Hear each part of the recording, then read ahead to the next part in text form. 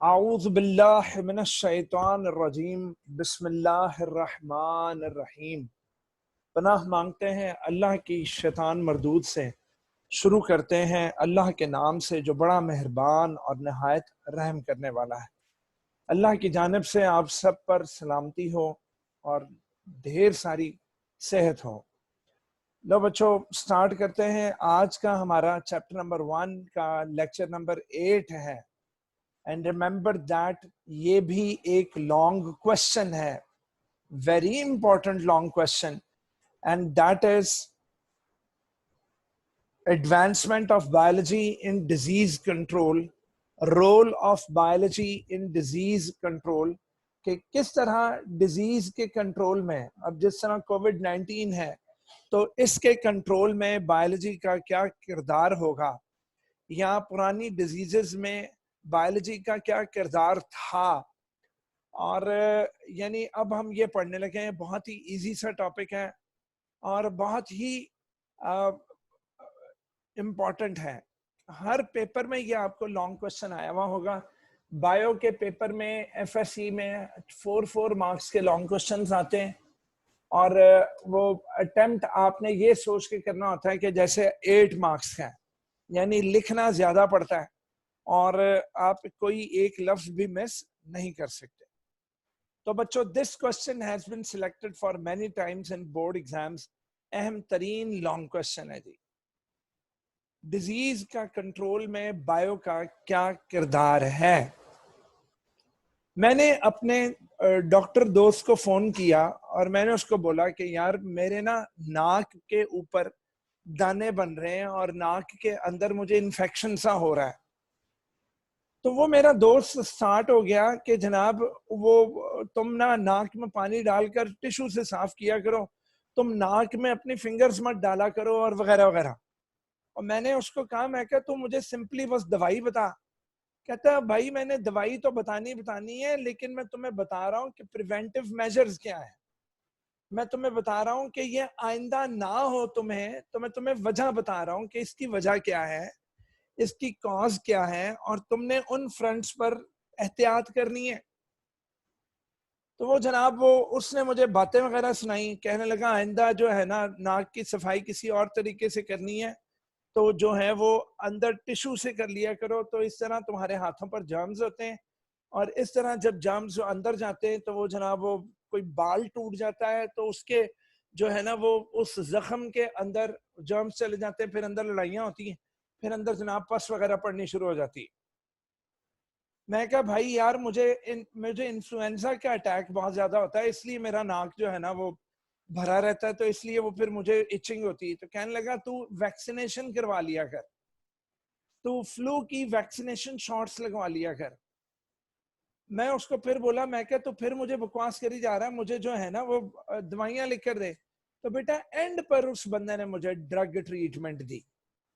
तो पता ये लगा कि जब भी किसी डिजीज का कंट्रोल करना हो आपने, तो सबसे पहले आप देखते हैं कि प्रिवेंटिव मेजर्स क्या है, इसका कॉज क्या है, ये फैलती किस तरह है, इसका कॉज क्या है, ये फैलती किस तरह है, और वो फिर हम उन चीजों के पीछे जो है वो एहतियाती तदाबीर करते हैं। तो ये जो लॉकडाउन लगा हुआ है आजकल, ये लॉकडाउन भी प्रिवेंटिव मेजर्स में आता है बेटा। और हम लोग शिद्दत से क्या इंतजार कर रहे हैं, वैक्सीनेशन का इंतजार कर रहे हैं कोविड-19 का, और ड्रग ट्रीटमेंट सो कॉल्ड चल रहा है कि वो कह देते हैं कि जी मलेरिया वाली ड्रग्स जो हैं वो इसके लिए इफेक्टिव है वगैरह वगैरह। तो बच्चों, जिस तरह भगवान ने एक त्रिशूल नहीं पकड़ा हुआ होता, मतलब कि एक डंडा है और आगे उसकी 3 ब्रांचेस हैं। भगवान के हाथ में जो एक वो वेपन होता है, वो उसका क्या है कि एक डंडा आगे 3, उसके 3 ब्रांचेस होती हैं वो नोकीली सी। इसी तरह जो फॉर्क हम लोग इस्तेमाल करते हैं फ्रूट्स वगैरह खाने के लिए, वो फॉर्क भी क्या है कि उसका एक वो हैंडल है जिससे हमने उसको पकड़ा होता है और आगे 2-3 उसकी ब्रांचेस होती हैं या 4। ठीक है, तो इसी तरह there has been fantastic progress in the area of the health and disease control.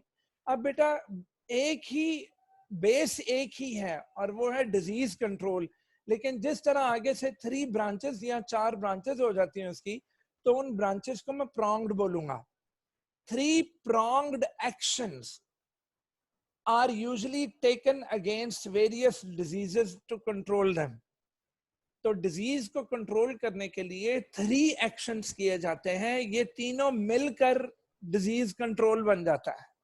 तो पहला एक्शन है कि आपको बीमारी के बारे में बताया जाता है और उस बीमारी के मुतालिक प्रिवेंटिव मेजर्स दिए जाते हैं और कहा जाता है कि इन फ्रंट्स पर आपने एहतियात करनी है।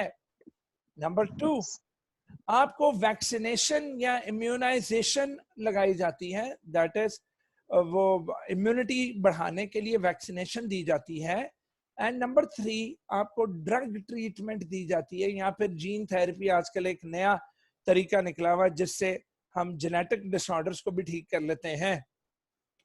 तो वो कौन से 3 एक्शंस हैं जिनके जरिए हमने डिजीज को कंट्रोल करना है? वो है preventive measures, vaccination and immunization, and number 3 drug treatment. लो मेरा बच्चा, preventive measures, the advances in biological sciences में जो तरक्की हुई है, हैज प्रोवाइडेड अस इंफॉर्मेशन, इस तरक्की ने हमें इंफॉर्मेशन प्रोवाइड की है about the causative agents of the diseases, कि डिजीजेस के कॉजेटिव एजेंट्स क्या हैं, डिजीज कॉज कौन करता है, and their mode of transmission, के कोरोना की बीमारी का जो वजह है, जो कॉज है, वो कोविड-19 नाम का वायरस है। और ट्रांसमिट कैसे होता है, तो वो तो आप किसी को भी फोन लगाओ तो वो आपको बता देगा, सोशल डिस्टेंसिंग रखें, हाथ साबुन से धोएं, वो पता लग जाता है कि इसका मोड ऑफ ट्रांसमिशन क्या है। कोरोना का मरीज है, चाहे उसके अंदर इंक्यूबेशन पीरियड में ही चल रहा हो वायरस के, अभी तक सिम्टम्स उसके जाहिर नहीं हुए, लेकिन वो जहां जहां से गुजरा है, जहां जहां उसने कोई एक्टिविटी की है, वो फैलाता जा रहा है। तो मेरे बच्चों, 2 एग्जांपल्स आपकी किताब में दी गई हैं। पहली एग्जांपल है जी एड्स के बारे में। आज हम जानते हैं कि एड्स एक बीमारी है जिसका फुल नेम है acquired immune deficiency syndrome. Class 10th में पढ़ा था कि एड्स का वायरस हमारे इम्यून सिस्टम को डेफिशिएंट कर देता है, हमारा इम्यून सिस्टम डिस्ट्रॉय कर देता है। आज हम बायोलॉजी की वजह से जानते हैं कि एड्स की वजह कौन है, HIV, जिसका full name human immuno deficiency virus है। ये किसकी वजह से जानते हैं हम? बायोलॉजी की वजह से। आज हम जानते हैं कि बायोलॉजी ने हमें बताया कि इसकी जो ट्रांसमिशन है, HIV का जो फैलाव है, it spreads through free sexual contact.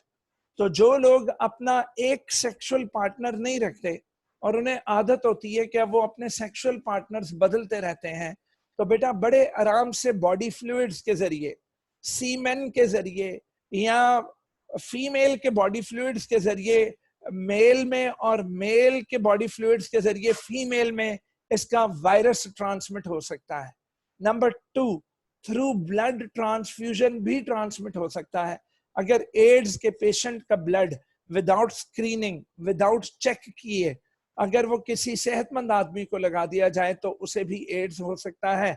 मैं फिर कहता हूं, एड्स का पेशेंट हो तो उससे तो कभी भी ब्लड नहीं लिया जाएगा, लेकिन बेटा ये वायरसेस बॉडी के अंदर मौजूद होते हैं, 2 से 14 दिन लगते हैं इनके इंक्यूबेशन पीरियड को, और इनके जाहिर होने तक, इनके सिम्टम्स के जाहिर होने तक अगर इनके ब्लड को ट्रांसफ्यूज कर दिया जाए या इनके इंक्यूबेशन पीरियड में सेक्सुअल कांटेक्ट हो जाए, तो ये बड़े आराम से किसी सेहतमंद बंदे को क्या दे सकते हैं, एड्स का वायरस।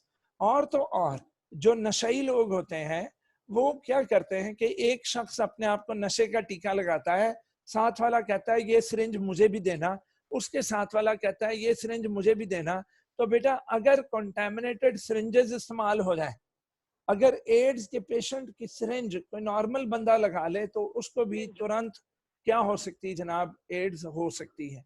इसके अलावा अगर आप किसी हल्के फुल्के डेंटिस्ट पर चले गए हैं, जिस डेंटिस्ट के जो है वो स्टेरिलाइजेशन के मेथड्स वीक हैं, उसके हॉस्पिटल में या उसके क्लिनिक में प्रॉपर स्टेरिलाइजेशन नहीं है, तो बेटा वो सस्ता डेंटिस्ट कम अज कम अपने पेशेंट्स को क्या देगा, एड्स दे देगा।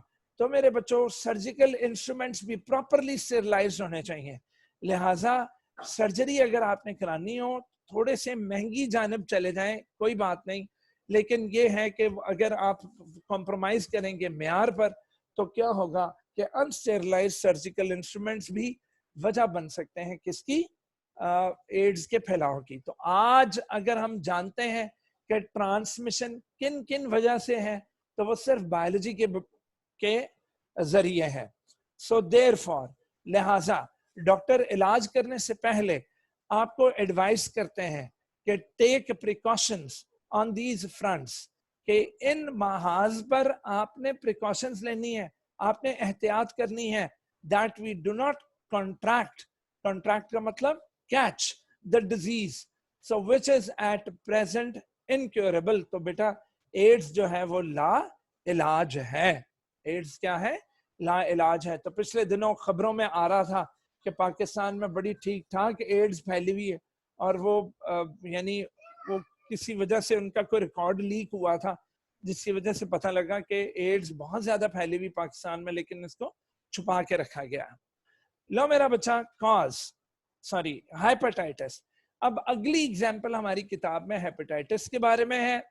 इसकी भी कॉज बायोलॉजी ने बताई कि इसकी कॉज भी कौन है, एच वायरस, जिसका फुल फॉर्म हेपेटाइटिस वायरस है। कौन सा वायरस है बेटा, हेपेटाइटिस वायरस है। फिर बायोलॉजी ने हमें बताया कि हेपेटाइटिस कैसे ट्रांसमिट होता है, कैसे फैलता है। तो it is spread through blood transfusion and by using contaminated syringes and surgical instruments.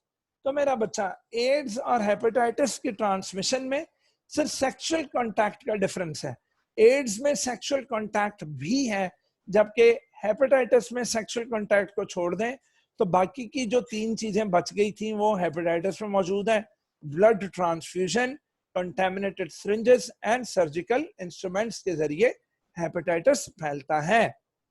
लो बच्चा, in this case also doctors advise us to be careful and avoid the point of contact। तो doctor यहां भी हमें advice करता है कि आपने careful रहना है, इन महाज पर, इन फ्रंट्स पर आपने केयरफुल रहना है and avoid the point of contact. तो इस तरह हमारी पहला हेडिंग होगी, and that is preventive measures. That is what, preventive measures. Vaccination, ठीक है जी। ले जी, वैक्सीनेशन दूसरा मेथड है, यानी 3 pronged एक्शंस में से जो सेकंड वाला है दैट इज वैक्सीनेशन। पुत्र पॉइंट 1 कहता है many diseases such as polio, whooping cough, measles, many diseases. आप लोग अपने आप को म्यूट नहीं रखते, फिर मुझे करना पड़ता आप लोगों को, और उसमें फिर टाइम वेस्ट होता। ओके जी, vaccination पुत्र ही many diseases such as polio, whooping cough, measles, mumps, etc. can easily be controlled by vaccination or shots। लो जी, वैक्सीनेशन का दूसरा नाम शॉट्स आ गया।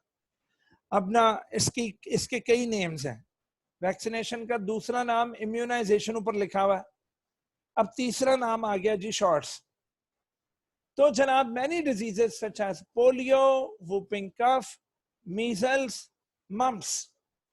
पुत्र पोलियो आप सब जानते हो, इसी तरह वूपिंग कफ कहते हैं काली खांसी। फिर एक बच्ची छुट्टियों पे चली गई, वो वापस आई तो मैंने पूछा, मैं क्या बेटा आप कॉलेज से छुट्टियों पे क्यों थी? कहती सर वो मुझे वो हो गया था, वो बाहर से आई हुई थी इंग्लैंड से। मैं क्या हो गया था? सर मुझे वो हो गया था। मैं क्या हुआ था? कहती मुझे खुसरा हो गया था। मैं क्या बेटा खुसरा तो पैदा होते साथ ही हुआ था, अल्लाह माफ करे, आपको खसरा हुआ था, खसरा। तो खसरा उर्दू है किसकी? मीजल्स की। इसी तरह मम्स पुत्र कन पेड़ों को कहते हैं। तो मेरा बच्चा ये बीमारियां तो कह लो आप इजीली हमने कंट्रोल कर ली हैं, किससे? वैक्सीनेशन से कंट्रोल कर ली हुई हैं। किसकी मदद से? बायोलॉजी की मदद से। उत्तर एडवर्ड जेनर एक डॉक्टर था, इसने नोट किया कि जो गुजरी होती है, मतलब कि मिल्क मेड यानी फीमेल गुजर, वो एक दिन उससे मिलने गया और जाकर कहने लगा कि मेरी बात सुनो, तुम्हारे हाथों पर दाने निकलते हैं, लेकिन तुम लोगों के दाने जो हैं ये काउ पॉक्स के दाने होते हैं, तो तुम लोगों को कभी स्मॉल पॉक्स नहीं हुआ? क्योंकि तुम लोगों के चेहरे बड़े सबके साफ हैं। क्योंकि स्मॉल पॉक्स जब खत्म होती ना तो चेहरों पर गड़े वाले निशान छोड़ देती। तो जनाब वो कहने लगी कि जी एडवर्ड भाई, हम लोगों को स्मॉल पॉक्स नहीं होता, लेकिन हम लोगों को काउ पॉक्स हुआ रहता है, क्योंकि ये बीमारी हमें काउ के दूध चोते वक्त हमें लग जाती। तो एडवर्ड जेनर ने कहा कि अच्छा, तुम लोगों को स्मॉल पॉक्स नहीं होता बेटा, आपने फार्माकोलॉजी वाले चैप्टर के लास्ट टॉपिक में टीचर ने आपको ये पढ़ाया होगा क्लास 10th में। तो एडवर्ड जेनर ने काउ पॉक्स के लेजेंड्स, मतलब उसके दानों में से काउ पॉक्स की पस लेकर एक बच्चा जो कि 12 साल का था या शायद 14 साल का या 8 ईयर, सॉरी अब मुझे वो भूला हुआ इस टाइम, जेम्स फिप्स उस बच्चे का नेम था। उस बच्चे को उसने जानबूझकर काउपॉक्स की पस इनोक्यूलेट कर दी। इनोक्यूलेट से मुराद इंजेक्ट कर दी। उस बच्चे को काउपॉक्स हुआ। उसके कोई 6 हफ्ते के बाद एडवर्ड जेनर ने अपने ही हॉस्पिटल में जेरे इलाज एक स्मॉल पॉक्स के पेशेंट की पस लेकर जेम्स फिप्स को लगाई, मगर उसको स्मॉल पॉक्स ना हुआ। तो इस तरीके से Edward Jenner first developed the technique of vaccination in 1796। In 1796, और इसकी बुनियाद काउ पॉक्स के पस से ली थी। यही वजह थी कि इसका नाम, काओ को लैटिन लैंग्वेज में वाका बोलते हैं, तो इसका नाम वाकासिनेशन पड़ गया। सो काउपॉक्स पस is known as vaka, is known as vaka. So from Latin word vaka means cow. Vaka means cow. So from this word evolved the present term vaccination and vaccine. दोबारा सुन लें, एडवर्ड जेनर ने cowpox की पस लेकर एक बच्चे को लगा दी, और उसके 6 मंथ्स के बाद उसने स्मॉल पॉक्स की जब पस लगाई तो उस बच्चे को स्मॉल पॉक्स ना हुआ, और वहां से इसका नाम पड़ गया वैक्सीनेशन। सिंस देन इनोक्यूलेशन मतलब वैक्सीन इंजेक्ट करना, जिसका दूसरा नाम vaccination, is carried out to make the people immune from viral or bacterial epidemics. अब ये कोविड-19 एक एपिडेमिक है बेटा। एपिडेमिक क्या होती हैं? वबाई मर्ज जो फौरन एक शख्स से दूसरे शख्स से 4 शख्स, उन चारों से 16, और इस तरह ये फैलती है बेटा एक्सपोनेंशियल रेट पर। तो कई वबाई अमराज को वैक्सीनेशन के जरिए कंट्रोल कर लिया गया है। अब देखते हैं कि कोविड-19 की वैक्सीनेशन कब आती है। For some diseases the individuals are vaccinated in their early life. तो जी हाँ, ये बच्चों को पैदा होते साथ ही पहले 1 साल में कुछ 6-7 टीके लगा देते हैं, वो कुछ 6-7 वैक्सीनेशन लगा देते हैं, और साथ ये दावा करती है हुकूमत कि आप ये वैक्सीनेशन लगवा लें, बच्चा ताहयात सारी जिंदगी उस डिजीज से क्या रहेगा? इम्यून रहेगा। For some diseases the individuals are vaccinated in their early life to make them immune to those diseases, और वो उन डिजीजेस के लिए इम्यून हो जाता है for his whole life. Well it is claimed, ये दावा किया जा रहा है, that small pox has been totally eliminated मतलब खत्म हो चुकी है from the world by using this method. तो बेटा वैक्सीनेशन के मेथड को इस्तेमाल करके स्मॉल पॉक्स को टोटली एलिमिनेट किया जा चुका है इस दुनिया से। It has been claimed. So बेटा scientists are making continuous efforts to develop vaccine against other diseases also। और वाकई कोविड-19 का भी दिन रात कोशिश हो रही है, सारी दुनिया ने एक्सपेरिमेंटेशंस पे लगाई हुई हैं। वैक्सीनेशन को कि वैक्सीन जिस दिन मार्केट में आ गई उस दिन फिर सबसे पहले एलीट क्लास को लगेगी, फिर बेचारे गरीबों की बारी आएगी और उस टाइम वैक्सीन खत्म हो गई होगी. So even vaccine against the AIDS is being administered in humans on experimental basis. अच्छा, किताब 13-14 साल पुरानी है, तो बेटा ये अब जदीद दौर में एड्स का वैक्सीनेशन है, लेकिन उसको इतना आम नहीं कर रहे ताकि माशरे में बेरा रवि ना फैल जाए.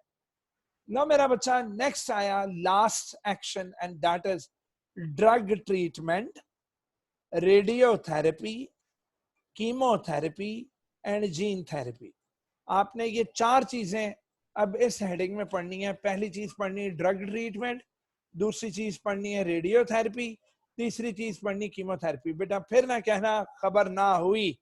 इस सारे में सबसे इंपॉर्टेंट है what is the difference between radiotherapy and chemotherapy. और बाद अगला शब्द आता है डिफाइन जीन थेरेपी. ये में ना आए तो मुझ पर केस कर देना कि रेडियोथेरेपी और जीन थेरेपी में फर्क क्या है, सॉरी रेडियोथेरेपी और कीमोथेरेपी में. और अलग से आता है कि gene therapy, what is gene therapy. तो जनाब सुनिए, पहले 2 पॉइंट सिर्फ ड्रग ट्रीटमेंट के हैं बस, ओनली फर्स्ट 2 पॉइंट्स. कहता अगर पर्सन सिक हो जाए विद डिजीज, अगर इंसान को बीमारी हुई हो, अब हमारे मोहल्ले में एक डॉक्टर साहब हैं, उनका क्लिनिक है, बच्चों वो हर मर्ज की दुआ एंटीबायोटिक दे देते हैं. If a person becomes sick with disease, he is subjected to the action of antibiotics. तो अगर वो बैक्टीरियल डिजीज हो तो बड़े आराम से वो एंटीबायोटिक कैन किल बैक्टीरिया, और वो अमूमन पूरे यानी जो भी पेशेंट जाता है वो ठीक हो जाता है, क्योंकि वो बैक्टीरियल डिजीज का शिकार हुआ होता है. समझ आ गई. इसी तरह मेरे जो ससुर हैं, वो जनाब उनके कहीं दांत के अंदर उसके रूट्स में पस पड़ गई. अब जनाब वो डेली बेसिस पे मैं सुनता था कि पस पड़ी हुई, तो मैंने कुछ 7-8 दिन में उनकी खबर ना लेने गया, ये सोच के कि एंटीबायोटिक खा रहे हैं ठीक हो जाएगा. वो जनाब को 2 महीने हो गए, सारे कही जाए जी उनकी पस नहीं खत्म हो रही, पस नहीं खत्म हो रही. फिर मैं जब उनकी अयादत को पहुंचा तो मैंने उन्हें बोला कि अंकल आप एंटीबायोटिक ले रहे हैं. कहते पुत्र मैं 2 महीनों से खा रहा हूं. मैं कहा हो, तो मैं कहा आपको पता है 7 दिन से ऊपर तो ये खाते ही नहीं है. कहने लगे नहीं बेटा मैं तो 2 माह से खा रहा हूं. मैं कहा अंकल जो एंटीबायोटिक आप खा रहे हैं वो यूजफुल होती, वो एंटीबायोटिक यूजफुल होती उस वक्त तक जब तक आपका बैक्टीरिया मर जाता. तो वो तो 7 डेज में उस बैक्टीरिया को मर जाना चाहिए था, लेकिन चूंकि वो नहीं मरा तो इसका ये मतलब है कि आपका जो बैक्टीरिया है वो आप जो एंटीबायोटिक ले रहे हैं उसका रेजिस्टेंट हो चुका है. उसका क्या हो चुका है? रेजिस्टेंट. तो पढ़ा था ना आपने 10th में, एंटीबायोटिक रेजिस्टेंस कर लेते हैं कुछ बैक्टीरिया, कुछ बैक्टीरिया एंटीबायोटिक रेजिस्टेंस कर लेते हैं. तो फिर मैंने उन्हें बोला कि मैं बाजार से बेटा एक डिस्पोजेबल सिरिंज लाया, मैंने उनके गम के अंदर डालकर वो थोड़ी सी पस निकाली, और पस निकालकर मैं जाकर एक लेबोरेटरी दे आया और मैंने उसको बोला कि जी इसकी बायोप्सी कर दें, इसका पता कर दें कि कौन सी एंटीबायोटिक इस पर असर कर रही है. वो बेटा शाम तक जब रिजल्ट आया तो उन्होंने बताया कि उस पर 3 एंटीबायोटिक्स का असर नहीं हुआ, लेकिन चौथी और 5वीं का हो गया. मैंने जनाब उसकी फोटो खींच के रिपोर्ट की, तो अपने वो उसी दोस्त को मैंने व्हाट्सएप किया. मैंने कहा यार अब देख ले कि ये जो आखिरी 2 एंटीबायोटिक्स हैं इनसे रिलेटेड बाजार में कौन सी एंटीबायोटिक के नेम क्या है. उसने जनाब फौरन मुझे दवाई का नाम बता दिया, तो मैंने लाकर अंकल को दी. वो अंकल ने खाई बेटा, विद इन 5 डेज उनकी पस जो थी वो ठीक हो गई. Antibiotics are however useful in bacterial disease and till only when bacteria have not developed resistance to the antibiotics. तो antibiotics तब तक कारगर है जब तक बैक्टीरिया ने क्या नहीं बनाया हुआ, रेजिस्टेंस नहीं किया हुआ. लो मेरा बच्चा, very very very very important, radiotherapy and chemotherapy.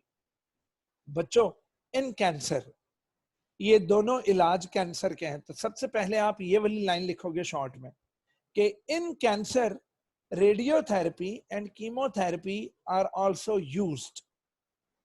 लो जी, व्हाट इज रेडियोथेरेपी? पुत्र, आपने याद होगा आपको कि हमने केमिस्ट्री 9th में पढ़ा था, वो क्या था, SR90 और आयोडीन 131, इसके अलावा कोबाल्ट 60। तो पुत्र कोबाल्ट 60 CO16 निकालता था हाईली पेनिट्रेटिंग गैमा रेडिएशंस। अब गैमा थी या बीटा थी, मुझे इस टाइम कुछ थोड़ा याद नहीं आ रहा। तो पता लगा स्ट्रोंटियम 90, कोबाल्ट 60, आयोडीन 131, बेटा इनसे निकलने वाली रेडियो एक्टिव रेज से हम कैंसर का इलाज करते हैं। वो कैसे? इन radiotherapy the cancerous part is exposed to short wave radiations। निकलती हुई रेडिएशंस के आगे हम कैंसेरियस सेल्स, उनके ट्यूमर्स आगे कर देंगे। उससे क्या होगा? From the radio active material repeatedly at regular intervals, उससे क्या होगा कि वो रेडियो एक्टिव रेज जाकर उन कैंसेरियस सेल्स को जलाकर मार देंगी, उन कैंसेरियस सेल्स को तबाह कर देंगी, और इस तरह वो ट्यूमर उधर ही हम जला देंगे, हम उधर खत्म कर देंगे। तो जनाब, in Pakistan there are several centres. Pakistan में कई सेंटर्स हैं जिनके अंदर रेडियोथेरेपी का इलाज किया जा रहा है। कई सेंटर्स हैं जिनके अंदर रेडियोथेरेपी से इलाज किया जा रहा है, which are carrying out radiotherapy to control cancer. फिर मैं कह रहा हूं, very very very very important definition थी कि in radiotherapy what do we do? The cancerous part is exposed to short wave radiations which are coming from the radioactive material, and this procedure is repeated at regular intervals। मतलब अभी एक दफा किया है तो फिर मरीज को 3 महीने बाद दोबारा बुला लेंगे, तो फिर 3-3 महीने के वक्फे, 2-2 महीने के वक्फे के बाद वो डॉक्टर को पता होता है कि कब मरीज को रिकॉल करना है, तो वो उसको रेडियो एक्टिव रेज मार मार के उसके कैंसेरियस पार्ट को ठीक कर दिया जाता है। जबकि मेरा बच्चा, कीमोथेरेपी में दवाइयां खिलाई जाती हैं, कीमोथेरेपी में दवाइयां खिलाई जाती हैं जो कैंसर सेल्स को मारे। लेकिन बच्चा, इसका एक डिसएडवांटेज ये है कि कीमोथेरेपी की जो दवाइयां हैं वो ना सिर्फ कैंसर सेल्स को मारती हैं, बल्कि वो बॉडी के नॉर्मल सेल्स को भी मारना शुरू कर देती हैं। तो जब वो नॉर्मल सेल्स को भी मारती हैं तो उसकी वजह से कीमोथेरेपी से लोग इज्तनाब भी करते हैं, लेकिन ये तब दिया जाता है जब 4th स्टेज पर कैंसर मौजूद हो। तो वो फिर वो बेचारा, वो हमारा एक दोस्त था अथर, उसको कैंसर हो गया था, तो कीमोथेरेपी में बेटा बहुत बहुत ही बुरा उसका बेचारे का, यानी अल्लाह पाक उसको जन्नत में घर दे, फिर चंद दिनों बाद उसकी डेथ हो गई थी। तो it consist of administrating certain anti cancer chemicals. Anti cancer chemicals patient को खिलाए जाते हैं, वो भी रेगुलर इंटरवल्स पर। इसकी एक गोली ही काफी होती है 2-3 माह के लिए। सो दीज केमिकल्स में किल both cancerous and normal sales. तो ये थोड़ा सा इसका डिसएडवांटेज है कीमोथेरेपी का। लो मेरा बच्चा, एक शख्स जिसके अंदर नॉर्मल हीमोग्लोबिन नहीं बन रही, उसकी नॉर्मल जीन खराब है, उस शख्स की वो जीन खराब है जिसने हीमोग्लोबिन बनानी है, यानी प्योर हीमोग्लोबिन जिसने बनानी है, नॉर्मल हीमोग्लोबिन। तो क्या हुआ? आप नॉर्मल हीमोग्लोबिन बनाने वाली जीन को पकड़ो, उस जीन को किसी सेहतमंद आदमी के सेल से अलहदा करो और उस बीमार आदमी के सेल के अंदर न्यूक्लियस में वो जीन छोड़ दो।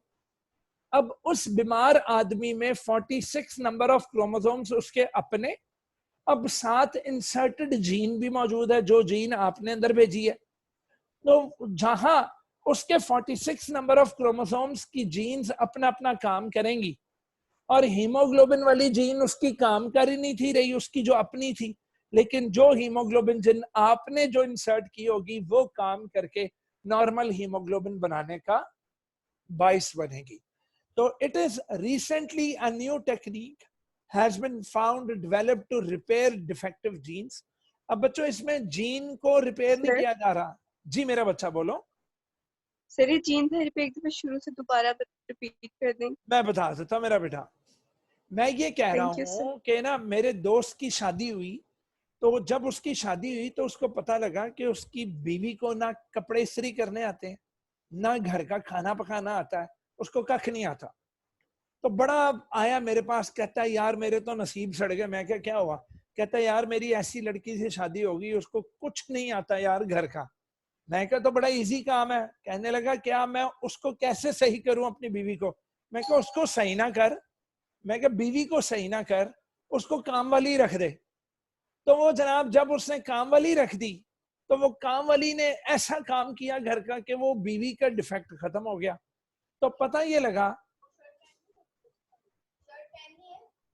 तो ना उसका उसका फिर पता लगा कि बजाय इसके कि आप जीन्स को रिपेयर करो, आप क्यों ना उस डिफेक्टेड जीन की जगह एक नॉर्मल जीन साथ रखवा दो। तो जीन थेरेपी में क्या होता है कि अगर कोई जीन खराब हो तो जेनेटिक डोनर से उसकी सेहतमंद जीन को आइसोलेट करके बीमार आदमी के सेल्स में डाल दिया जाता है। ज्यादातर बोन मैरो सेल्स में डाला जाता है। किसमें बेटा? बोन मैरो सेल्स ने, जिन्होंने आगे मेच्योर होकर तो बनाना हो अपना रेड ब्लड सेल्स या व्हाइट सेल्स बनाने हो। तो जनाब दिस कंसिस्ट ऑफ आइसोलेटिंग, मतलब अलहदा करना the normal gene and inserting it into the host that is बीमार।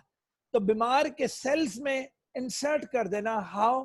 Through bone marrow cells. So that was the definition. दोबारा सुन ले definition. Gene therapy consists of isolating the normal gene and inserting it into the host that is bimar through bone marrow cells. This is called gene therapy. फिर ना कहना खबर ना हुई। अल्लाहु Akbar. Very very very very important short question. तो ये 3 points मेरे बच्चों को लिखने होंगे। अगला आया भाई very very important, integrated disease management, जो कि हमारी इस क्वेश्चन की लास्ट हेडिंग होगी। कल मैंने आपको बताया था, कल जो फूड में जो हमने आईडीएम पढ़ा था, अब वो आपने इज्तनाब करना है। वो आपने बोर्ड में डेफिनेशन वो वाली नहीं लिखनी जो कल पढ़ी थी, ये वाली लिखनी है जो कि 3 पॉइंट्स पर मबनी है। मेरा बच्चा वेरी वेरी इंपॉर्टेंट, डेंगी को अपने माइंड में ले आना है। डेंगी को तो देखो, कम्बैटिंग, कम्बैटिंग से मुराद मुकाबला करना डिजीज का। कैसे? यूटिलाइजिंग ऑल मेथड्स, तमाम मेथड्स का इस्तेमाल कर देना। एज का मतलब जैसे, एंड व्हेन का मतलब जब हमें रिक्वायर्ड हो, जब इनकी रिक्वायरमेंट हो, जिस मेथड की रिक्वायरमेंट हो लगा दो। बस हमने डिजीज का मुकाबला करना है। एंड इंश्योरिंग, लेकिन एक बात याद रखना, एक चीज इंश्योर कर देना, पार्टिसिपेशन ऑफ कम्युनिटी हो, पूरी कम्युनिटी। बच्चे बच्चे को कोरोना पता लग जाए, अनपढ़ को कोरोना के बारे में पता लग जाए, जाहिल को कोरोना के बारे में पता लग जाए। अब मैं एक जगह देख रहा था, मजदूर बैठे हुए थे, सब ने मास्क पहने हुए थे, सब मजदूरों के हाथ में हैंड सैनिटाइजर से। तो मजा आया ना। हम कम्बैट कर रहे हैं, हम मुकाबला कर रहे हैं डिजीज का। कैसे?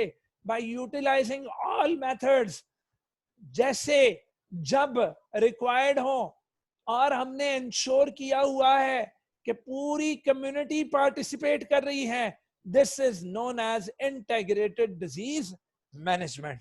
तो बेटा बड़े से बड़ा मर्ज याद रखें, इंटेग्रेटेड डिजीज मैनेजमेंट से ही काबू में आता है। इसी तरह कल मैं एक गया एक जगह पर अपना यूफोन का कार्ड लेने, तो वो जनाब वो अनपढ़ सा लड़का था जिसकी दुकान थी, वो कह रहा भाईजान सोशल डिस्टेंसिंग रखें, वो काउंटर पर हाथ ना रखें, दूर दूर से बस बात करें। तो पता लगा कि पूरी कम्युनिटी इन्वॉल्व हो गई कि हमने इस बीमारी से बचना है। This requires awareness of the community. पूरी कम्युनिटी को अवेयरनेस होनी चाहिए। चलाओ, टीवी पर इश्तिहार चलाओ, अखबारों में दो, वो मोबाइल की जो फोन की जो ट्यून है वो बदल दो कि कोरोना वायरस मुदरे सेहत है, सोशल डिस्टेंसिंग कायम रखें, अपने हाथों को 20 सेकंड तक धोएं। द सिवियरिटी ऑफ प्रॉब्लम बताएं कि बड़ी सिवियर है, बताएं इसकी कॉजेस क्या है, कि इसकी वजह क्या है, और ये भी बताएं इसकी रेमेडीज क्या है, कि आप इसका घर पर बैठे बैठे किस तरह इलाज कर सकते हैं। तो शुरू शुरू में वो कह रहे थे कि आप लोग सिर्फ पैनाडोल खाने से भी ठीक हो सकते हैं, अपने आप को क्वारंटाइन कर लें वगैरह वगैरह। This is very effective program, this is very effective program for elimination, khatma and control of the dangerous disease from the human society. तो अब आप अपने इर्द गिर्द देख लें कि जो जो कुछ हम लोग कोरोना के बारे में सुनते हैं, कोरोना कोरोना कोरोना कोरोना, जनाब जिस चैनल को लगा लिया कोरोना ही कोरोना, तो वहां पर पता लगा कि हमें अवेयरनेस हो रही है, बच्चे बच्चे को पता लग गया कि कोरोना क्या है। तो आईडीएम की ये वाले 3 पॉइंट्स मेरे बच्चों ने, अब जब भी उन्हें ये शॉर्ट क्वेश्चन आए वो हमेशा यही 3 पॉइंट्स जिक्र करेंगे शॉर्ट क्वेश्चन में। ठीक है मेरा बच्चा, वैसे तो पॉइंट ए लिख दें तो वो भी काफी है, लेकिन मैं फिर कह रहा हूं दर्जन 13 होता है। अच्छे बच्चों ने कुछ समथिंग एक्स्ट्रा देना है कि वो जो है ना टीचर कहने पर मजबूर हो जाए क्लास में कि बेटा इस बच्चे का ज्यादा अच्छा काम था। ले जनाब, इसके साथ ही हमारा आज का लेक्चर